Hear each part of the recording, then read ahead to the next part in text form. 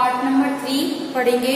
आगे देखिए क्या होता है। कल मैंने आपको जितना भी बताया था उससे संबंधित मैं थोड़ा आपको यूं ही करके बता रही हूँ कि मैंने आपको बताया था कि राजा जनक और उनकी पत्नी थी रेणुका और जमदग्नि, और राजा जनक की पत्नी थी सुनैना और जो जमदग्नि थे उनकी पत्नी जो थी वो रेणुका थी। इनके 4 पुत्र थे। 4 पुत्रों के नाम मैंने आपको बताया था, रुमणवान, सुषेण और विश्वासन और वसु। तो इस प्रकार से इनके 4 पुत्र थे। 5वें पुत्र का नाम परशुराम था जो कि उनकी तपस्या के द्वारा प्राप्त हुए थे। नाम था राम। और क्या कहते हैं, जब तपस्या करी थी शिव की तब इनको परशु मिला था तो बन गए थे ये परशुराम। तो इस प्रकार से आपके अलग अलग तरह से मैंने आपको पूरा जितना भी बताया था, कौन था सहस्त्रबाहु, कौन था, किस तरह से कैसे क्या हुआ। अब मैं आपको जो मुख्य चीजें हैं थोड़ा सा वो और बता रही हूँ, वो आप ध्यान से सुनिए कि जमदग्नि के यहाँ एक कामधेनु गाय थी। जिस कामधेनु गाय को कामधेनु गाय बधी हुई थी उस गाय को भी ये सहस्त्रबाहु अर्जुन अपने साथ में ले गया था। उस गाय को ये महामुनि जो परशुराम थे यही क्या कहते हैं छुड़ा करके लेकर आए थे अपनी बाहुबल के द्वारा ही। और ये महामुनि जो परशुराम हैं, जो इनके पिता जमदग्नि हैं, ये वंशज थे भृगु वंश के, यानी भृंग वंश के वंशज थे, जिन भृगु ऋषि का नाम इस चैप्टर के अंदर भी आया है। तो इस तरह से ये इनके एक एक करके सारे किरदार, मतलब ज्यादा वो नहीं कर रही हूँ, जो मेन चीज है वो आप याद रखना कि भृगु ऋषि के जो वंशज थे वो जमदग्नि थे और जमदग्नि से उत्पत्ति हुई थी परशुराम की। 4 पुत्र थे। उन्होंने महामुनि जमदग्नि के कहने पर अपनी मां पर प्रहार नहीं किया था, यानी कहने का मतलब रेणुका। एक बार कुछ हुआ था ऐसा कि जिसके कारण से जमदग्नि ने कहा था कि तुम अपनी मां का गला काट दो अपने 4 पुत्रों से, लेकिन उन 4 पुत्रों ने अपनी मां का गला नहीं काटा। लेकिन परशुराम ने एक बार परशुराम से कहने पर परशुराम ने अपनी मां का गला भी और 4 भाइयों का गला भी काट दिया था।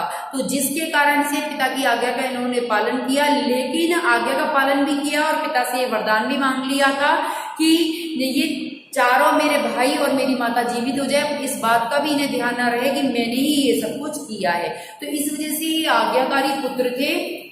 इस तरह से इनका ये सारा मतलब जितना भी मैंने आपको बताया है और इससे पहले भी जो बताया था वो पूरा रिवाइज कर लीजिएगा, क्योंकि जब भी स्कूल खुलते हैं तब मैं आपको विस्तार से ये सारी बातें आपसे पूछूंगी और थोड़ा बहुत कुछ जो रहा है ना वो जब स्कूल खुलेंगे तो मैं और डिटेल से बता दूंगी आपको। तो देखिए अब इसमें आप आगे देखते हैं अपन कि शिव धनुष भंग करने के बाद मुनि परशुराम को यह समाचार मिला तो वे क्रोधित होकर वहां आते हैं। कहाँ आते हैं? राजा जनक की सभा में, जहां अनेकों राजा महाराजे बैठे हुए थे।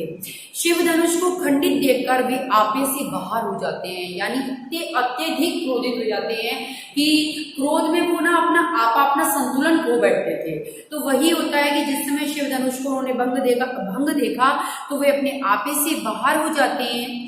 राम के विनय और विश्वामित्र के समझाने पर तथा राम की शक्ति की परीक्षा लेकर अंततः उनका गुस्सा शांत होता है, उनका क्रोध शांत होता है।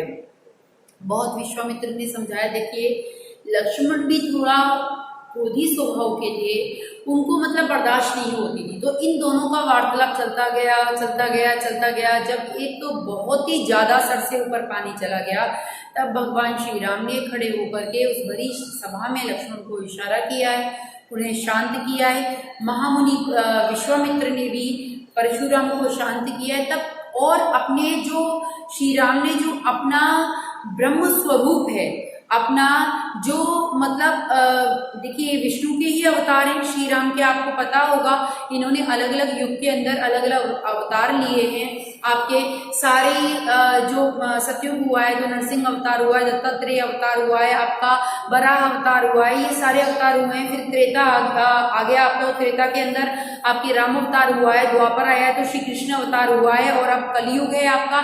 तो बोलते हैं सबसे अच्छा युग। तो हम कलयुग को बुरा बताते हैं, लेकिन वाकई में यदि सच माना जाए तो कलयुग का युग ही सबसे अच्छा युग बताया गया है, क्योंकि कलयुग ही वो युग है मैंने आपको बताया था कि भगवान की प्राप्ति सिर्फ तपस्या तपोबल के द्वारा, आपके बड़े बड़े यज्ञों के द्वारा, होम के द्वारा, वैराग्य के द्वारा ही बड़े बड़े सिद्धियों को प्राप्त कर सकते थे ईश्वर की प्राप्ति। लेकिन आज का युग जो कलयुग है वो सबसे अच्छा युग है।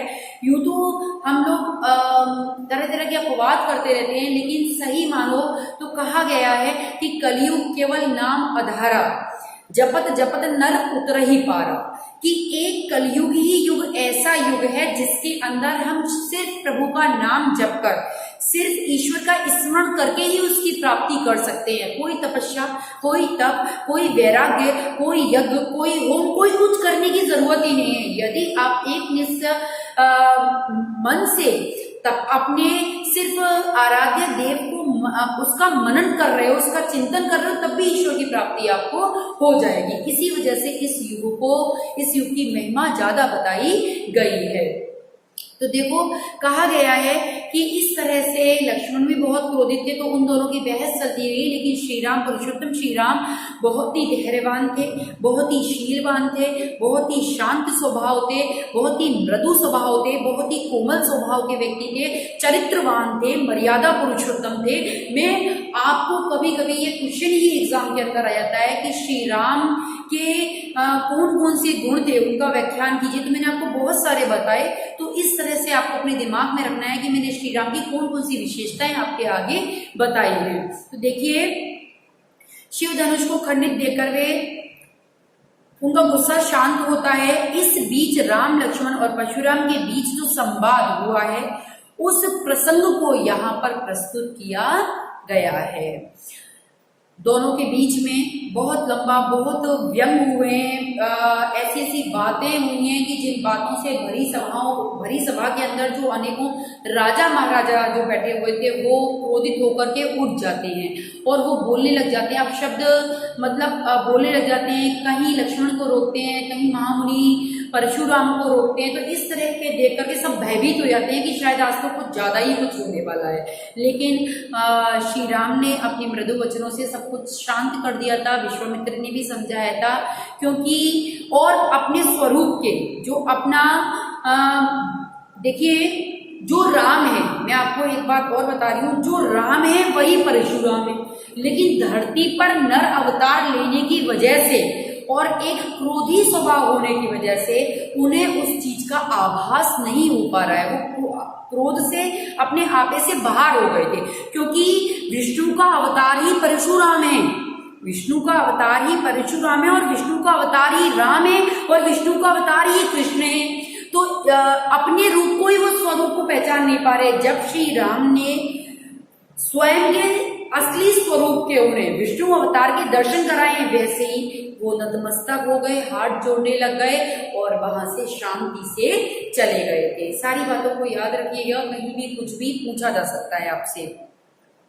तो देखिएगा, फिर संवाद आपका जो हुआ है, इस प्रसंग को यहाँ प्रस्तुत किया गया है। परशुराम के क्रोध भरे वाक्यों का उत्तर लक्ष्मण व्यंग वचनों से देते हैं। यानी कहने का मतलब है कि जितनी बातें भी महामुनि परशुराम ने बोली हैं, उन सब बातों का उन्होंने व्यंग पूर्ण उत्तर दिया है, यानी उनका मजाक किया है भरी सभा के अंदर तीखे ऐसे वचनों से कि जो वचन सीधे हृदय में घात करते हैं, हृदय में छुरी घोंपते हैं। ऐसे वचनों से उनका व्यंग किया और वो भी कहते हैं ना, बहुत ही बड़बोले बन गए थे, क्रोध से अपना आपा खो बैठे थे। इस प्रसंग की विशेषता है कि लक्ष्मण की वीर रस से पगी व्यंग्योक्तियां और व्यंजना शैली की सरस अभिव्यक्ति यहाँ पर की गई है। देखिए, अभी रस अपन ने नहीं पढ़े, रस का टॉपिक लंबा है। मैं सोच रही हूँ स्कूल खुल जाए तब मैं आपको विस्तार से पूरे रस पढ़ाऊं, जिससे आपको पद्य भाग को पहचानने में और इसमें से अलग अलग अलंकार हैं, रस हैं, छंद हैं, छांटने में आपको सुविधा रहे। अलंकार आपको 9th क्लास के अंदर पढ़ चुके हैं। सभी बच्चों को अलंकार पूरे कंप्लीट तैयार होने चाहिए, क्योंकि ये चैप्टर अलंकार और रसों से भरे हुए हैं। एग्जाम में कहीं भी किसी प्रकार से अपने पूछे जा सकते हैं। क्वेश्चंस भी बहुत सारे इसके अंदर बनते हैं। तो अभी मैंने जो परिचय पढ़ाया है, परिचय के अंदर ही बहुत सारे क्वेश्चन बन रहे हैं आपके। तो आप परिचय को जितना भी पढ़ाया है उसे ध्यान से अपने माइंड में रखिए। कल में इसका जो पार्ट स्टार्ट होगा राम लक्ष्मण परशुराम संवाद, वो मैं आपको पद स्टार्ट करूंगी। आज के लिए इतना काफी है, सारा रिवाइज करिएगा। क्वेश्चंस में कहीं भी किसी प्रकार आपसे पूछ सकती हूँ, और इस बात का ध्यान रखना कि अलंकार जितने भी हुए हैं आपके 9th क्लास के अंदर, उनका भी आप रिवीजन कर लीजिएगा, क्योंकि बिना इनके रिवीजन के आप लोग अच्छे से नहीं कर पाएंगे। आगे रस में आपको जब बताऊंगी तब आपको छाटने के लिए दूंगी, लेकिन अलंकारों को आप तैयार रखना, क्योंकि मैं आगे आपसे पूछूंगी। तो 9th की कॉपी से अच्छे से रिवाइज कर लीजिएगा आप। आगे कल हम पढ़ाते हैं इसका पद स्टार्ट करते हैं। राम लक्ष्मण परशुराम संवाद। आज के लिए काफी है।